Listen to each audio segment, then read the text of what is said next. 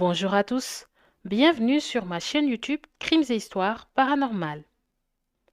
Aujourd'hui, nous allons parler de l'histoire de John Hummel, l'homme qui, en voulant redevenir célibataire, va tuer tous les membres de sa famille.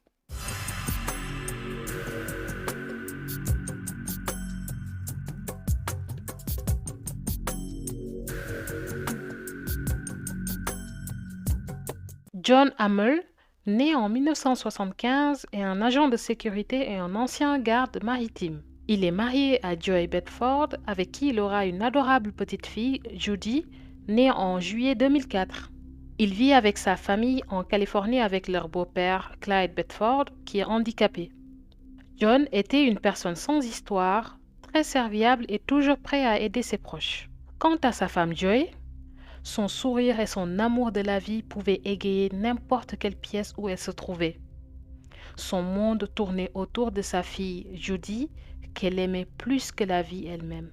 Ensemble, la famille sans histoire vivait dans le bonheur et la paix, sans que personne ne puisse se douter de la tragédie qui va bientôt s'abattre sur elle. John a d'abord commencé à fréquenter une autre femme en secret, ce qui va le rendre nostalgique de sa vie de célibataire. Cette envie ira malheureusement jusqu'à le pousser à vouloir tuer toute sa famille et ainsi redevenir indépendant et vivre sa vie de rêve. 2 mois avant les faits, il avait déjà commencé à planifier son macabre projet qu'il va subitement mettre en exécution 2 jours plus tôt. Le 15 décembre 2009, il décida de préparer à manger pour tout le monde avant de partir au boulot. Il avait préparé un plat à base de dinde hachée, puis il versa secrètement dans la marmite du poison à rat qu'il a ensuite mélangé à de la sauce à spaghetti. Il a laissé le repas à sa famille et parti travailler. Malheureusement, sa femme lui dira qu'elle avait jeté le repas parce qu'elle trouvait qu'il avait un goût étrange. Et au lieu d'abandonner son plan et de revenir à la raison, Hummel va choisir de passer au plan B. Il était vraiment déterminé à arriver à ses fins. La nuit du jeudi 18 décembre 2009, John revêtit son uniforme d'agent de sécurité et est parti comme s'il allait travailler. Après avoir rendu visite à sa petite amie et avoir mis de l'essence dans sa camionnette, il est rentré chez lui et s'est garé discrètement. Il rentra dans sa maison, s'est dirigé dans la cuisine pour prendre un couteau, puis monta à l'étage trouver sa femme endormie. Il se mit à la poignarder et Joy, qui s'est réveillée dans son sommeil, se mit à crier et à se débattre, ce qui va casser le couteau de John. Par la suite, il va attraper une batte de baseball et va frapper sa femme à la tête jusqu'à ce qu'elle soit inconsciente. Ensuite, il va utiliser des épées et des poignards de samouraï pour continuer à la poignarder il ne savait combien de fois. Joy Hummel, 34 ans, décédera quelques instants plus tard. Un analyste médico-légal de l'ADN va déclarer plus tard qu'elle était enceinte d'une fille.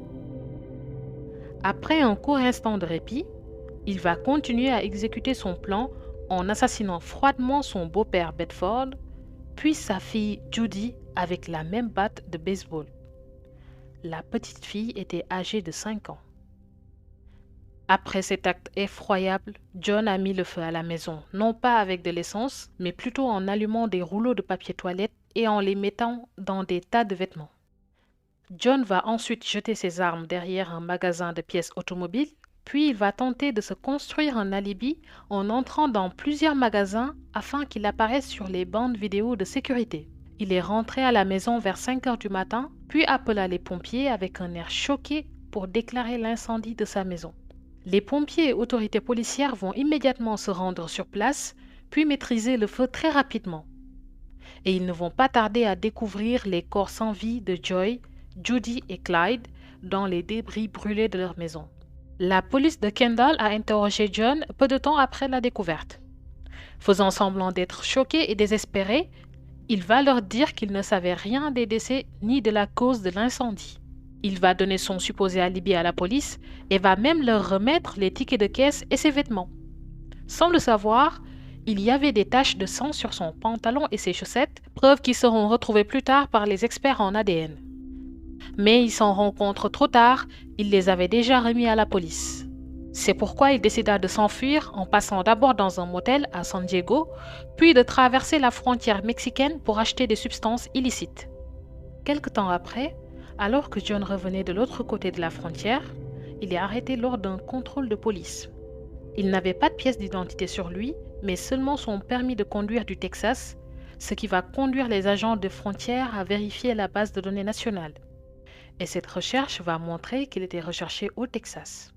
Il sera rapidement arrêté puis placé en garde à vue et ne mettra que 2 heures à confesser ses crimes, puis de déclarer qu'il était heureux d'avoir été arrêté. Il va également ajouter avoir fait une chose horrible et qu'il méritait de rester en prison à vie ou la peine capitale. Les armes du crime seront également retrouvées dans la grande poubelle où il les avait jetées et il sera finalement transféré en Californie après 4 jours de cavale, puis jugé pour les meurtres le 13 juin 2011. John Hamill est reconnu coupable de meurtre qualifié et condamné à mort par injection létale. Actuellement âgé de 44 ans, il devait être exécuté ce 18 mars 2020 au pénitencier de Huntsville, au Texas. Son exécution a été reportée à une date ultérieure à cause du problème sanitaire mondial actuel, le Covid-19. En effet, l'exécution devait impliquer un trop grand nombre de personnes, c'est-à-dire les gardiens de prison, ses avocats, les témoins, ses proches et également ceux des victimes. Depuis, il attend toujours son exécution dans une prison de l'État du Texas. Nous arrivons à la fin de cette vidéo. Merci d'avoir regardé, en espérant que cette histoire vous ait plu. Dites-le moi en commentaire. À bientôt.